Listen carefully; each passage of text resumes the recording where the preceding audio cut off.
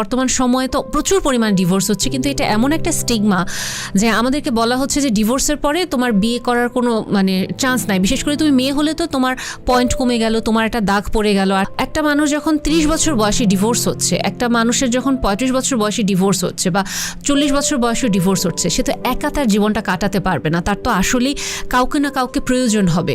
বিয়ে করলাম, কিন্তু বিয়ের পরপরই আমি হঠাৎ করে আবিষ্কার করলাম যে এর সাথে আমার ঠিক মিলছে না। যে কেমিস্ট্রি দেখে আমি বিয়ে করলাম, যে ভেবেছিলাম যে এ আমার লাইফ পুরা মানে অল সেট করে দিবে, কাইন্ড অফ ফায়ার ক্র্যাকার একবারে বলা যেতে পারে, পাটাকা, কিন্তু বিয়ের পরে আমার ধারণা পুরো উল্টায় গেল যে আমি কোনো কিছুতে অ্যাডজাস্ট করতে পারছি না। আমার মনে হচ্ছে আমি এক্ষুনি ডিভোর্স দিয়ে দিই।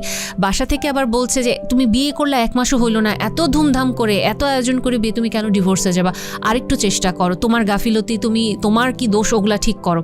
কিন্তু তারপরেও হয়তো খাপ খাওয়ায় ওঠা যাচ্ছে না, টেনে টেনে টেনে টেনে নিয়ে হইচই রাগারাগি মারামারি পর্যন্ত চলে যাচ্ছে। কত দূর যাবে?